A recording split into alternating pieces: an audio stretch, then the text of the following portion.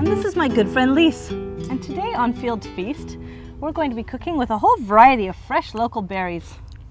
Yeah, we're going to be making a fresh berry pie, a grilled chicken with huckleberries sauce, a frozen cocktail using huckleberries and vodka. So let's get started. Okay. Delish.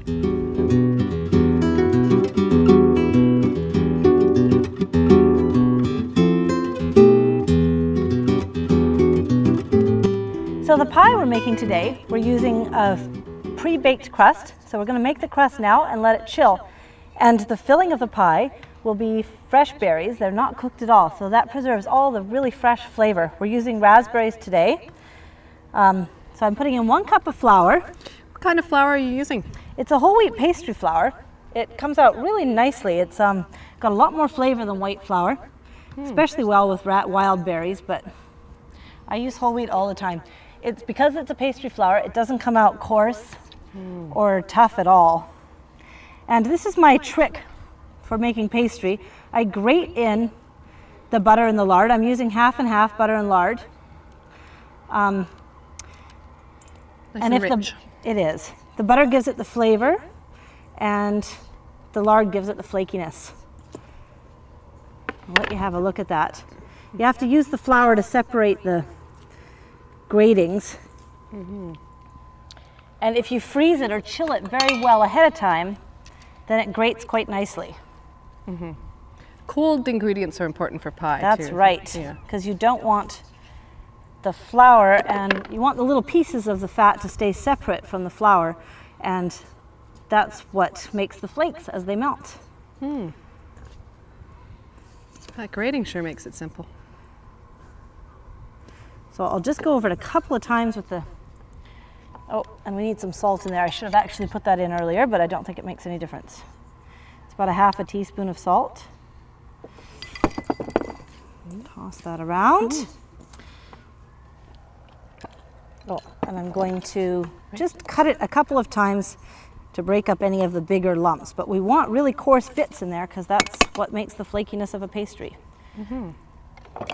Now we're adding some ice water here, probably about 3 tablespoons. And I toss in each tablespoon with a fork. Oh, so between each one. Yeah. You don't want to add too much water to a pastry. The less, the better. Right, just to the paste consistency. Just so it'll hold together. Right.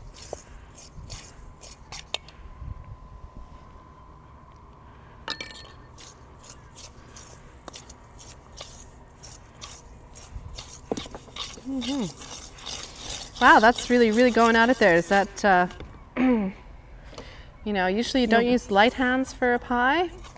I make very good pastry and have since I was about 12 years old. And I've come to the conclusion the secret is to forget all that advice about a light hand with pastry. What you want is not to fidget with the pastry too much. So I think people get caught up in that idea of using a light hand with their pastry, and then they're fiddling with it so much that they would have been better off to use a firm and knowing hand. Right. So normally this would go in the fridge for a little while, but we're just gonna skip to the next step here. If you chilled it in the fridge for a half an hour, your pastry would come out a little bit more tender and flaky, yeah. But we don't want to wait around for half an hour and make you wait.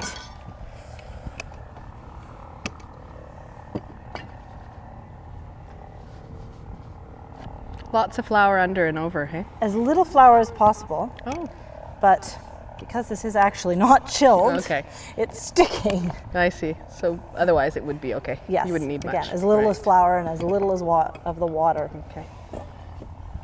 And you just roll that. I'm getting as much flour off of here as I can. Okay, good. Roll the pastry around the rolling pin, and you can just roll That's a it good into trick. into its spot.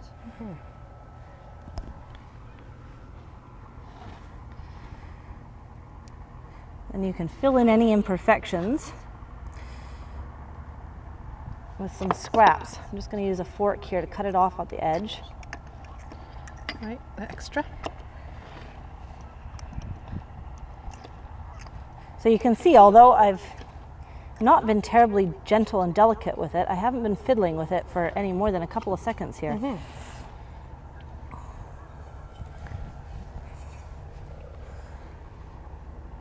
If you had more scraps, you could make an interesting little edge to this. Like a twisted piece of pastry or something would be a beautiful edge. I'm just going to go over it with a fork to make a little texture on the side. Actually, I'm not, Okay. because it's too soft. Right. It's just Okay, too warm out here. We are going to put this now into the fridge and let it chill for about a half an hour before we bake it, because that step we can't do without.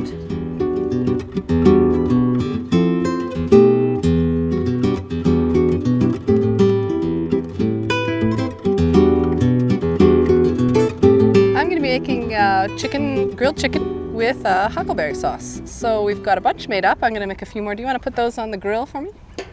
And while they're grilling, I'll make a few more. Now I've cut everything up nice and chunky because I really like, I just really like big chunks of onion, and I've got zucchini and mushrooms and some pepper, orange pepper. And I've put the chicken in olive oil and put salt and pepper on it, so that because it's a chicken breast, otherwise it'll burn. So this chicken we brought from my restaurant, it's Tannadice Farms chicken, which is a pastured poultry, and it's grown locally here, and it's the tastiest, healthiest chicken you can get. And it's a nice alternative when you don't know what they're feeding the other chicken these days. Eh? It's nice to have something that you know it's all organic. Okay, we need a little corner there for the sauce. Okay, I'll stick Good the enough? pot on Yeah. for the sauce. Okay. Now, how's that Take look? one off, actually. That looks good. So yeah, I've got a few veggies. I like to mix veggies and meat. Some people don't, but I think it's okay. Okay, there we go. Look at the colors, they're pretty. How about there? Okay, so what I'm going to put in the sauce is a tablespoon of red pepper jelly, a tablespoon of jalapeno jelly. Okay, you got that? Okay. Crushed garlic. Do you want to get the berries off the plate? We'll just tear up this okay. basil. Oh, you've got a knife here.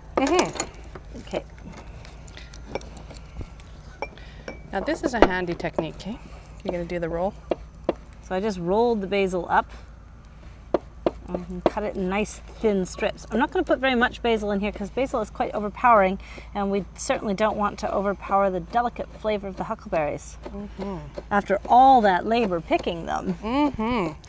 Yeah, the huckleberries can be used like cranberries, basically, for any poultry or fish. Any sauce that goes with chicken goes with fish, so pretty well. Okay, I've got my garlic going in. I'm going to put probably 1/4 teaspoon to 1/2 teaspoon of salt in here to counteract the sweetness of the berries, or not to counteract it, just to balance it. And some pepper. Okay. And so... And there's your huckleberries. Oh, right. Right then, here we go. Oop, don't want to We don't want a blueberry in there. Okay, there we go. Good. put a few more. No, I'm gonna need them for the other. Okay, Okay. There, yum. so we're just going to cook this then until it comes to a boil. That's right. My friend Laurel Lewis picked these for me, and if anyone ever bakes you a huckleberry pie, it is a labor of love, and you should appreciate it because, oh, they're so tiny and they're so time consuming. So thank you, Laurel, for picking the berries. Okay, I think we're going to need a little bit of time for this to cook, so we'll just let it heat and we'll be back.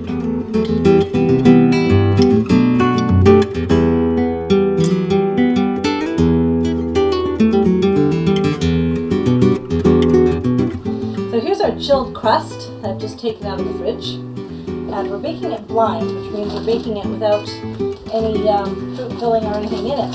Something that happens when we do that is that the crust is likely to fall right down the sides. There's nothing holding it up. So a little trick for that is to pour in some dry beans. And you can just reuse these beans over and over again for this purpose. And that'll hold the crust in the shape we want it. It'll also make it less likely that it'll burn very easily, because it is harder with just a plain crust. I'm going to stick that in the oven and it'll be done in about 15 minutes.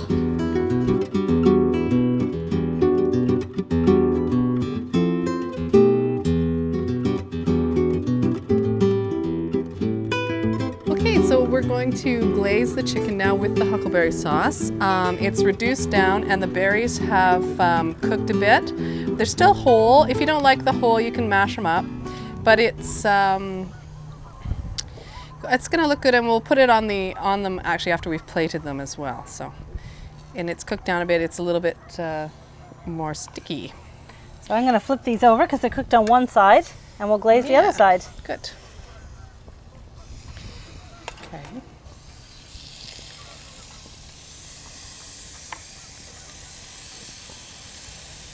So this is just a light brushing you're giving it. That's right. Yeah. No point in wasting good huckleberries on the fire. Yum. Oh, that looks beautiful. That pink color up against the chicken is really Yeah, it adds a lot, doesn't it? fun. Yeah. And you could do this with a halibut or any other kind of fish as well, something that's firm like that. Okay, I don't have to put the sauce back on, so we could. So we don't want that to overcook, so we're just going to put that to the side. And we'll just need a little while for the other side to cook.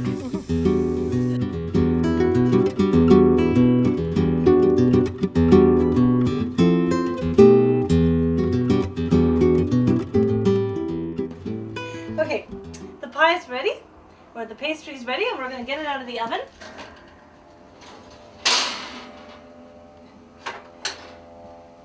We're going to take those beans out of there right away. And we'll get a look at the pie crust.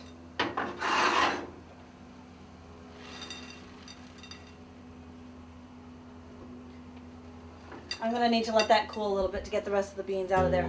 But they do roll right out, you'll have to believe me. So we're going to cool the pie crust and then we're putting the filling in.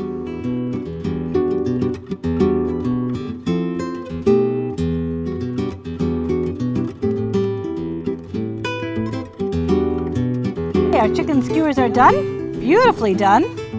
I'm just going to take them off the grill here. Okay. You want them the other way? Yeah, no, that was good. Angled? Yep. Okay. You know what? They're Okay. a little hot even for They're a little my hot. welder's hands. There we go. That looks good. Oh, look how pretty they are. Yum. Okay, and then we're gonna just take some of the sauce and pour it over, and we'll serve them up. Yum.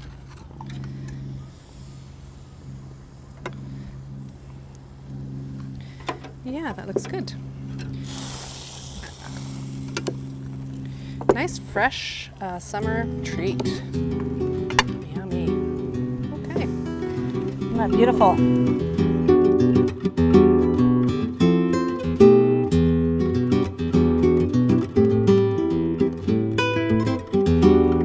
So, Lise, now it's time for that huckleberry cocktail.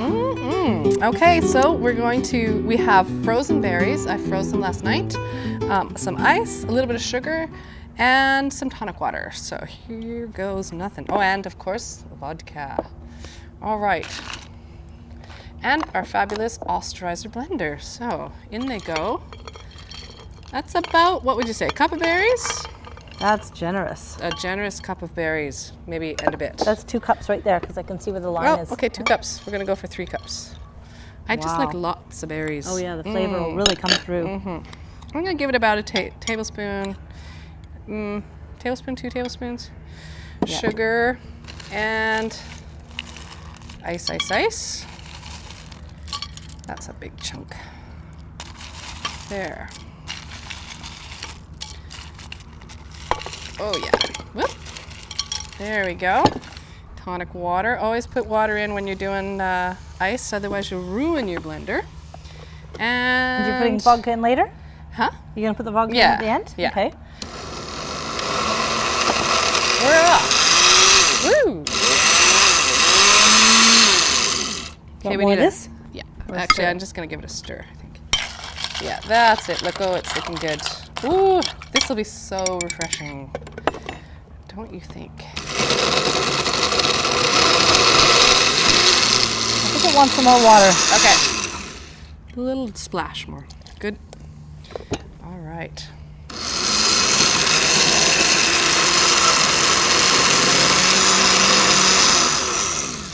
And a stir. All right, one more go. And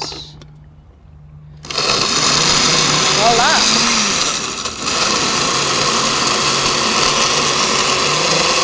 Go, baby, go. Let's put the vodka in and that'll Okay. be the last liquid we need. Okay, so we're putting in, what was that, 2 ounces? of 2 ounces of vodka. All right. Yeah.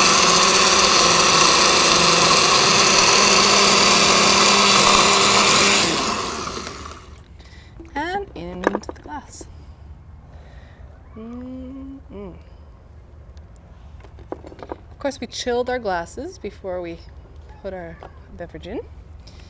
And And we'll just garnish them with a little very fun. huckleberry sprig. Isn't that beautiful? Yeah.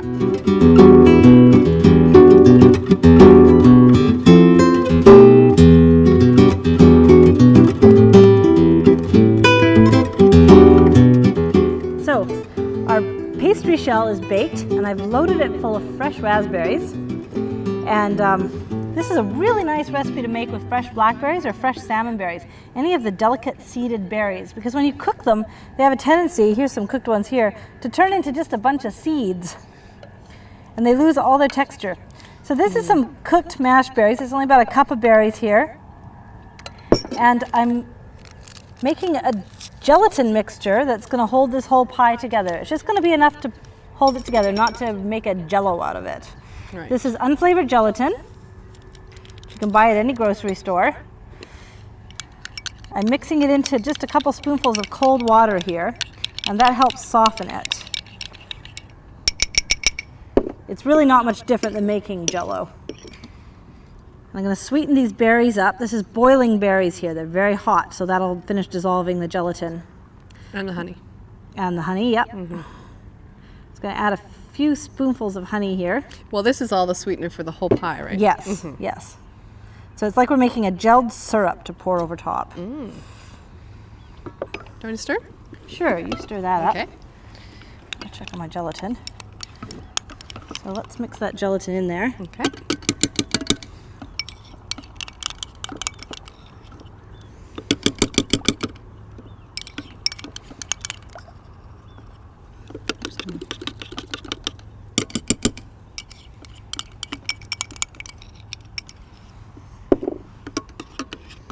So you can keep stirring that for me. Yeah.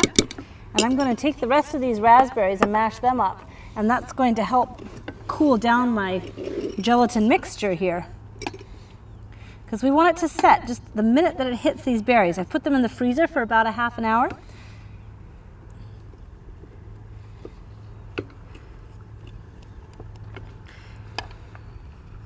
And the idea is that it'll set before it hits the crust, so it won't make a jello layer on the bottom, and it won't make the crust soggy. So we're just going to mash these up a bit. Okay. So do you think that gelatin dissolved in there? I think it is pretty well distributed anyway. Looks, I can't see any lumps.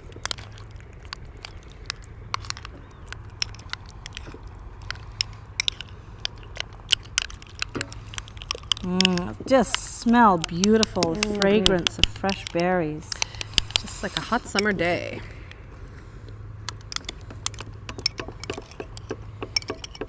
I can see this one working really well with salmon berries.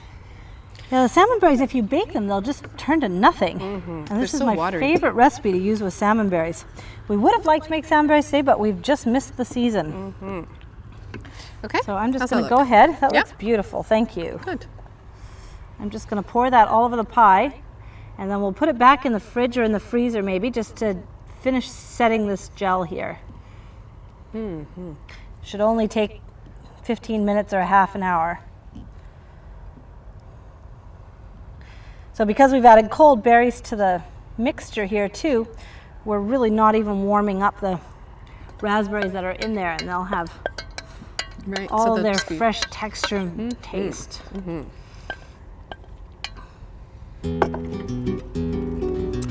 There we go. That's our pie, and we're gonna go put it in the fridge and we'll be back.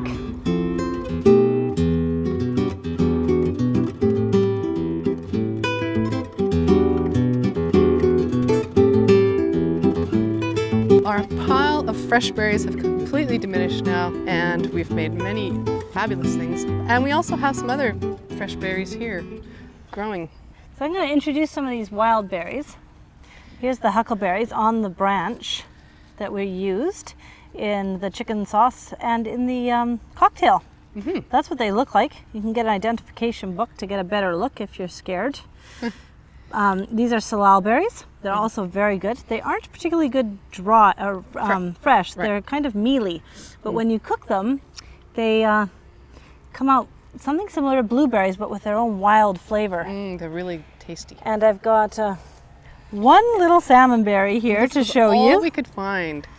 because we've missed salmonberry season. They just dried right up. But those make fantastic wine, and they're really great for making this pie here. Yeah. And they make a good jam because they grow where they grow. There's so many of them, and I think people often don't know what they should do with them, so they just leave them there. Well, also, they're an excellent beverage berry, the salmonberry, because they're so liquidy. They really lend themselves well to like the cocktails. They'd They're be really great. good with gin, especially. They would have been great for that cocktail today. And And this is a thimbleberry, Yeah. which might kind of have a bunch of other names too. I've never used it to cook with, but I sure do like eating them fresh. Have you yeah. ever used them to cook with? No, but they are. I eat them fresh when I'm walking by them. They have an absolutely Definitely. velvety texture and a rich flavor. They're lovely. So, our pie is ready here, Okay. and we'll cut into it so you can see a slice.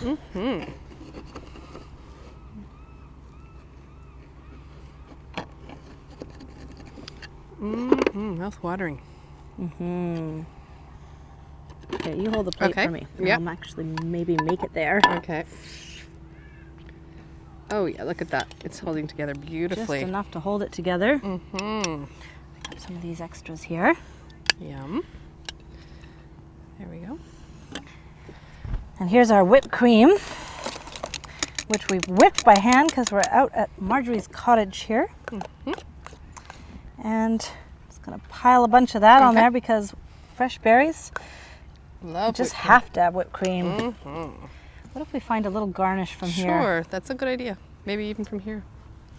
The huckleberries? Sure. Okay. We'll just put that next to it on the plate. And maybe a couple of blueberries In the whipped cream. in the whipped cream. Yeah. And a blackberry. There.